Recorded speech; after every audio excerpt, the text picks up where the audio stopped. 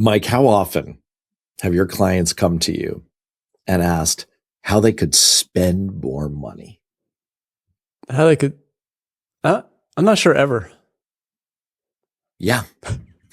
That's never been a question for me either. But you know what? I bet is a question. The opposite. I'm Matt Robison, and this is 5 Minute Finance. And that was Mike Morton, who always has great advice as a certified financial planner. Dude, I really stuck that one. This is the show where we make things practical, simple. We just want to lighten the load. We're not here to optimize every living last thing in your life.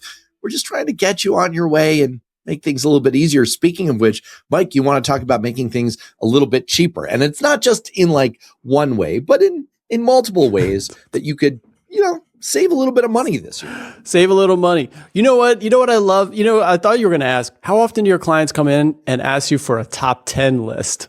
Because that's what we're going to do. If you're, if you're a humorist, if you're Letterman, right. Yeah, I know. Top 10 lists are, it's a pitfall, right? Like, they can go great, but they can also be a little bit overwhelming, right? It's like, 10 freaking things. So I think the setup, as always with us with this, is you want to give the top 10 smart saving tips that people can use this year. But people, you don't have to use all of them. We're putting out a buffet. Take the bread rolls if that appeals to you. Take the steak if that appeals to you. We're just giving options. I'm going straight to the dessert cart. Can I go straight to the dessert cart? Sure. All right. I love it. That's one of the options. What are people going to get here? All right. Give us the overview. Here we go. Here's the 10. Quick succession. Max your 401k. Use your HSA. Roth versus traditional. Capital losses. Charitable giving. Tax credits. Contribute to your 529. Small business tax strategies. Income timing. And finally, coordination for the win. All right. And I want to ask you a question about that list, but I will, as always, plug the tail end of our show where you will get our listener question about, whether you need to create an LLC. We've got our worth knowing, which is about aliens. I'm not making this up. Aliens. And finally, our one thing of the week, which is Whoop and your encouraging environment. Mike, what the hell, man? I don't understand anything you're saying anymore, but I am very confident that this is extremely interesting, so I hope people will hang on for it. With that, I want to get to it. Should we get to it? Let's do it. Before diving into this top 10 list, and I think the exercise here is, this is the buffet. We're going to pass over each of these very quickly, grab at them if you want them. If not, move on. You know that they're there. But does each of these translate into an approximately 5-minute task? Is there like a simple follow through on each of them? So you really can choose your own adventure and take the ones that make the most sense to you. Yeah, I think that's exactly right. I mean, to follow through all the way is going to be more than 5 minutes, but to identify like, this one does sound interesting to me. Like, what do I need to do? Jot it down somewhere, do a 2-3 minute research task to figure out what you're going to do. Yeah. They all kind of fit there, and then to follow through. And these are 10 tax saving strategies for 2026.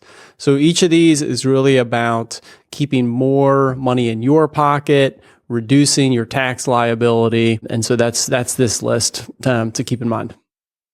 That's tricky, and we don't have to go way into the weeds on this, but I think one of the things that's hard with these kinds of things is people need the immediacy of seeing the cash savings, like knowing what it is and quantifying it in order to really feel the incentive to undertake the effort, and so I think people are going to have to, is there a way to sort of ballpark it on these, or people are going to have to take on faith that this will save you money? You just like, you'd have to use a calculator later, so they'll have to trust it. That's an excellent point, Matt, because I do find that with tax savings, you're not actually getting money in your pocket. It's like money you didn't spend, 6 months from now.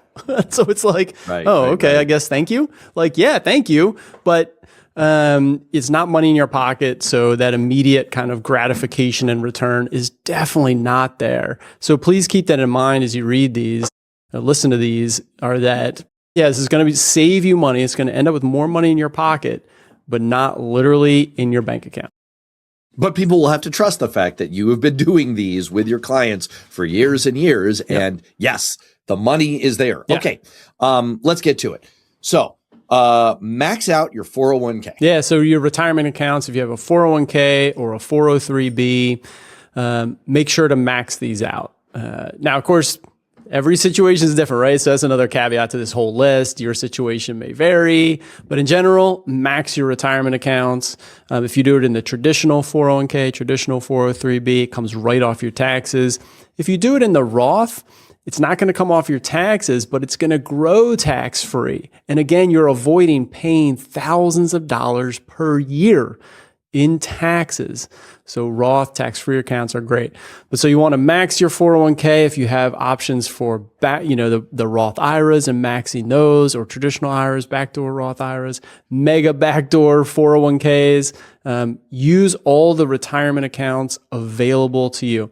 If you're in public and working for public institutions, often you can do a 403b and a 457.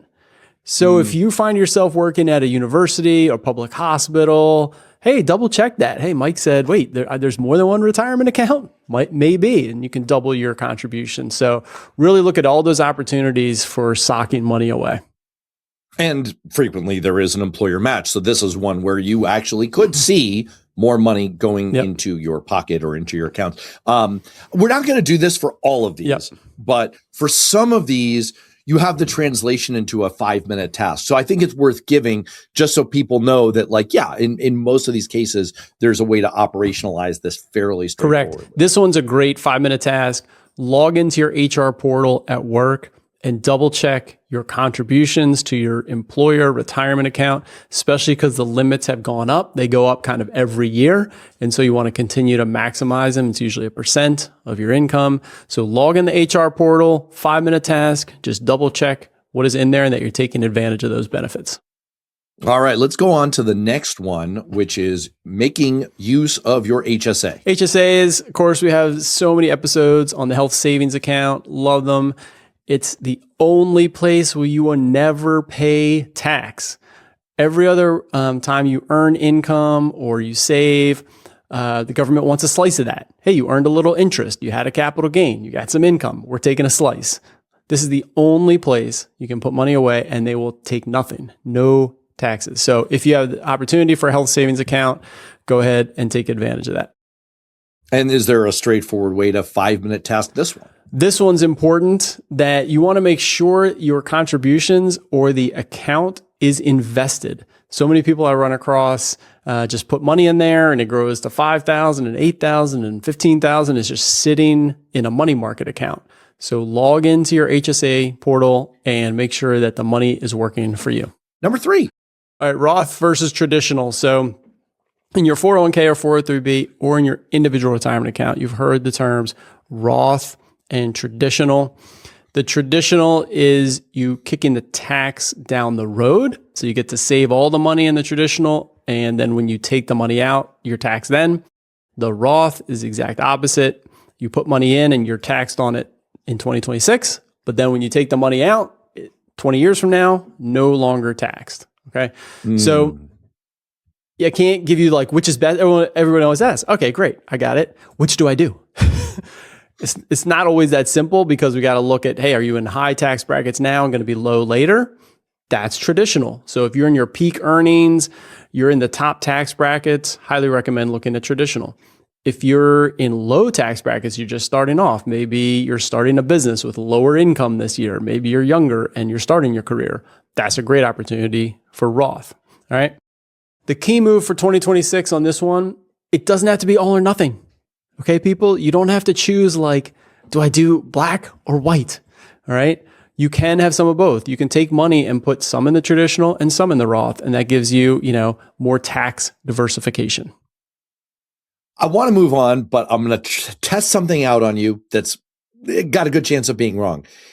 Would it be, as a rule of thumb, if you're in your 20s, Roth, if you're 30s and above, traditional?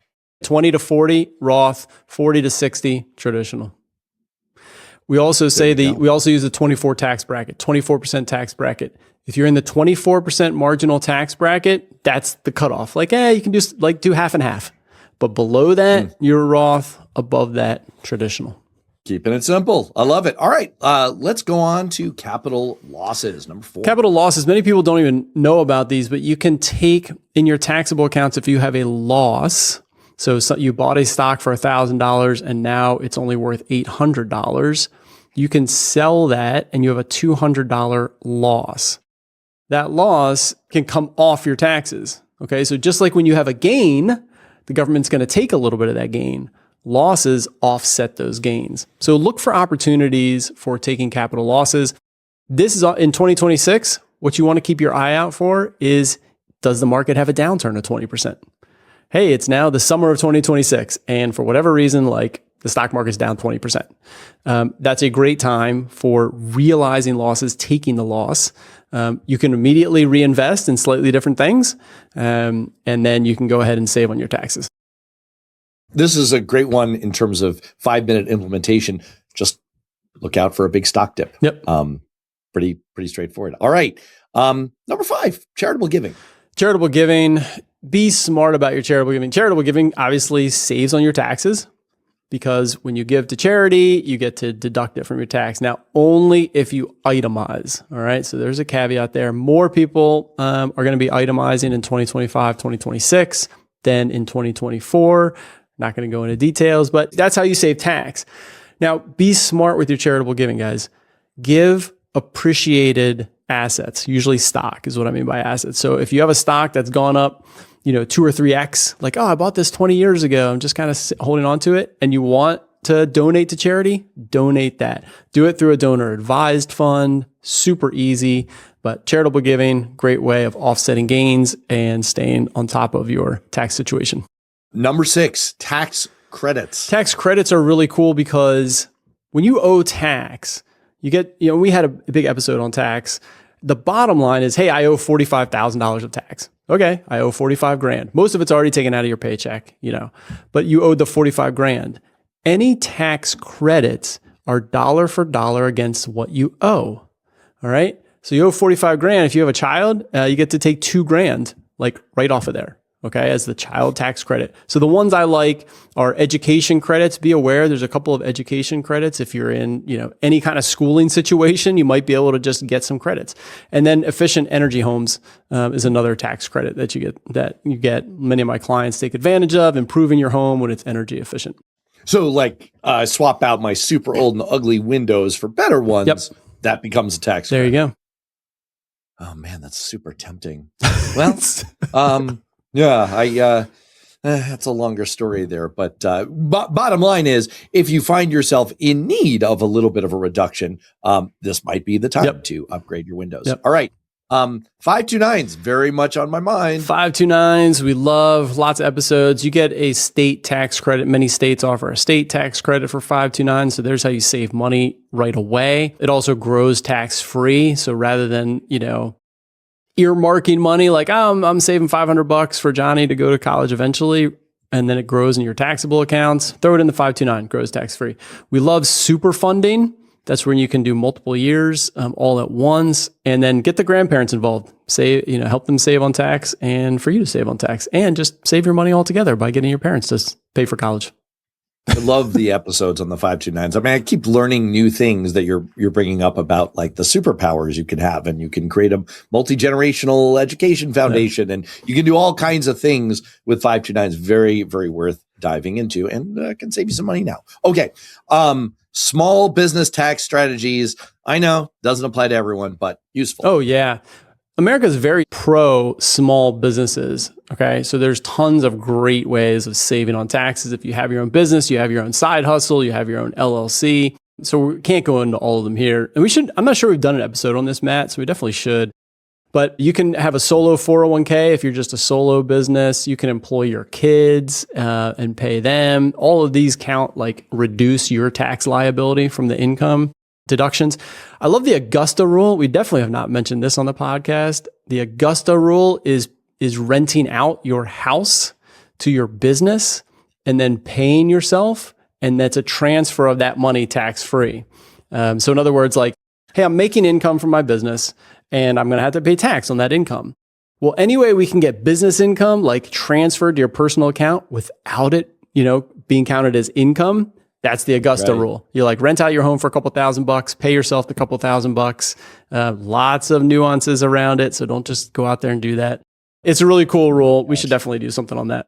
You know what I just learned? Tax rules are bullshit.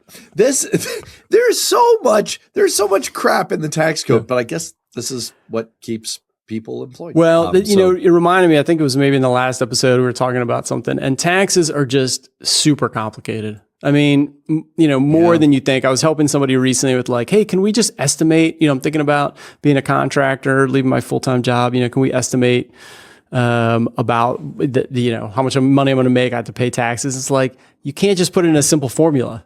It's like so complicated. Taxes definitely not something to DIY. I know that this is stepping on the listener question we're going to get in a few minutes. I just want to bookmark the idea that I want to do a deeper dive on LLCs, when to and when not to, and what the use is, because this is definitely something that comes up, and it's embedded in the question, and it's embedded in this of number 8 of your small business tax strategies. So let's bookmark that for another time. But in the meantime, income timing. Number 9. This doesn't apply to a lot of people, but sometimes you can time your income on various years. So if you're getting a big bonus at the end of the year, does it hit in 2026 or can you push it to 2027? If you've got a small business, this is great for your invoicing. Hey, this is a really big year. I had a massive client in 2026. Not sure I'm going to get the same in 2027. In December, hold on to your invoices. Don't send them all out. Send them out in January and collect the money in January. And so you're spreading your income out rather than having it all hit in a single year. So that's what I mean by income timing. Well, that's interesting. Yeah. And I guess this, goes with the generalized advice of, pay taxes when your taxes are low, when you're in the lowest marginal tax brackets. Yep. Yeah, exactly. All right. Finally, number 10, we have coordination for the win. What does that mean? Coordination. So we've just rattled off 9 different strategies, and a lot of these affect, you do one thing, it affects something else. If I'm saving for retirement, am I saving for college? Am I, doing charitable giving? Am I taking losses in my investments? So true tax savings comes from the coordination and alignment, around investments, retirement, giving, cash flow, et cetera. So that's where, this is longer than a 5-minute task, but in general, the best way is be coordinated across these efforts, between tax, legal, and financial. The coordination thereof is really where you can do a great job saving on taxes. This is where I imagine, though, most people turn for help to try to make those. I know we don't optimize on this show, but at least trying to decide on those trade-offs, where you put in your energy and how to line things up with one another. It's very complicated. And I imagine that that's one of the number one things that you do for people is it's not these rifle shot propositions. It's how do you make them work together? That is 100% correct. And at some level, then it's worth taking that next step, right? At some level of income or savings or net worth, it's like, wow, we're now talking not 5 or 10,000, we're talking 20, 30, $50,000 of savings, across these. And especially, Matt, when we get to estate planning, which we did not mention in this whole episode, but that's where you save millions of dollars by very complicated strategies around avoiding, taxes in a very legal way. All right. Well, with that, let's get to our listener question. So this week's listener question is, I'm transitioning from a full-time W-2 job to starting my own business and contracting with the same clients instead. I expect to make over $200,000 a year. Should I create an LLC for this work? And before you answer, I should let people know that if you have a question like this, that's in a similar vein, financial, life, something, sports statistics, you can email pod@mortonfa.com. So, Mike, should this person create an LLC? Yeah, the short answer is you should definitely create an LLC at that level. When we're just starting, a lot of people ask me this question like, hey, I'm starting a business. Should I create an LLC? Usually I'm like, well, how much are you going to make? And if it's like, well, I'm not sure, I'm just trying to start something. It's like, you don't need an LLC. LLCs do cost money. You got to create some paperwork. In the state of Massachusetts, it's $500 a year. Okay. So if you're only going to make 5,000, it's like, you really want to spend $500 a year, to have an LLC. What's an LLC good for? A limited liability company. It helps protect you a little bit from liability, from people suing you. All right. But it's a kind of a shortcut for just having a little bit more professional business. So at this question, yeah, absolutely. You should create an LLC, create the structure, get it in place, get it registered with the state. It's very professional and allows you to do other things like have an EIN number for it, open bank accounts for your business, all these kind of logistical stuff that if you're making over a couple $100,000 a year, you want to do. Well, as I said earlier, I would be delighted to circle back to this as an entire episode discussion because LLCs are interesting and this does come up for an awful lot of people. But with that, let's move on. And I'm going to audible here to say we're going to do one thing before Worth Knowing because Worth Knowing is so fun and so weird this week. Okay. So let's get to our one thing. All right, Mike, you want to whoop the... What do you want to whoop? What whoop? There it is. Do you know, Matt? Do you know what the whoop is? The device here. No, okay. Clearly I don't. All right, clearly not. Hold up. So I got this. This is the Whoop. It's a little device without a screen, and it's like it tracks all your stuff, your heart rate and breathing and sleeping and all this stuff. Because I like to track everything. I like data. So the point of these kind of devices, right, is to track stuff and have data and do things. And I was contemplating between the Aura Ring, which I'm sure many people are familiar with, and the Whoop. And I went with the Whoop because it's a little bit more athletic focused. That's kind of how the information is presented. Here's the point though. The point is I wanted to create an environment that nudges me in a positive direction. And so now I have a device that is nudging me to like, hey, you slept fine and you recovered fine. You should get out for a workout. Like get off your ass and go do something. So it's giving me these positive nudges. And I will say the AI is so far fantastic. Been very impressed with the, chatting with the AI, and it's using the data it's got from me and my questions and like coming up with some really cool stuff, being very... Wait, there's no screen. How do you talk to this thing? Oh. And are you positive that it's talking back? Yeah, exactly. So use the app, with no screen. That was very intentional. But you got the app that like tells you all this stuff, and you can even put in like your blood work and stuff, kind of coordinates all the stuff. But anyway, it's not like it's routing its voice through your dog, right, man? Ooh, like, that would be awesome. I don't need to call anybody. The special dog collar can talk. Go for a run. Go for a run. Run. Yeah, you really are cracking up. You know what? I was about to shit all over your idea here. I really was. I was about to say that your one thing was terrible. And then you got me.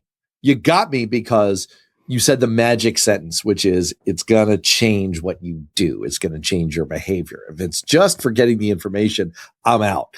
If it's for actually, no, this is going to make me more likely to try to get good sleep and get out for that run because I know that I'm monitoring myself, then that's great. That's the nudge you need. That's the point here for this one thing is creating. I wanted to create, and it's working so far, but for listeners, create an environment that nudges you in the directions you want to go. I wanted to have more workouts, and so that's why I implemented this kind of thing. But whatever you want to do, put it into the environment around you that gets you moving in the right direction.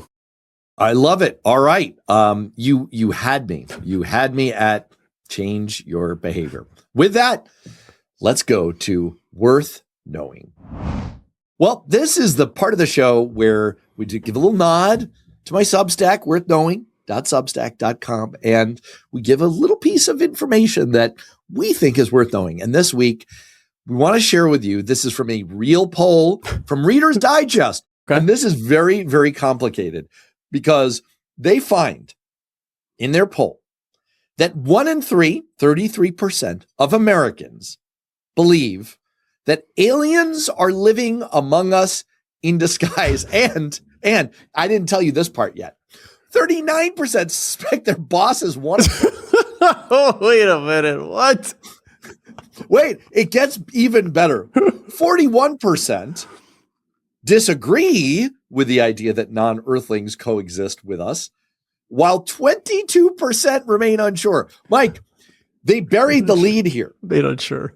A third of Americans feel sure that aliens are living among us in disguise. And an additional 22% are not sure, meaning more than half of America believes or can't quite rule out the possibility that there are aliens undercover among us.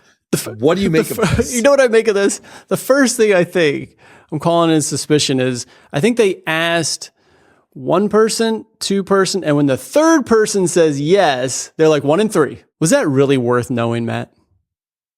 Yes, because talking about like the people among us, you are embedded in a sea of people who believe this stuff, right? Like, I see crazy people. All right, let me phrase it this way. Yeah. Look to your right, look to your left. If you don't think they believe in aliens, it's you. Yeah, right. Exactly. One of these people is the sucker at this table. All right. On that note, for Mike, I'm Matt. We will see you next time. Thanks, Matt. Thanks for joining us on 5 Minute Finance. If you like what you heard, please subscribe to and rate the podcast. It makes a huge difference for my show. You want more? Find Morton FA on Substack. If you have a comment or question, please email pod@mortonfa.com. Until next time, thanks for tuning in. This recording is for informational purposes only and should not be considered for investment advice. Opinions expressed are as of the date of recording. Such opinions are subject to change. I cannot guarantee the accuracy or completeness of the data presented here.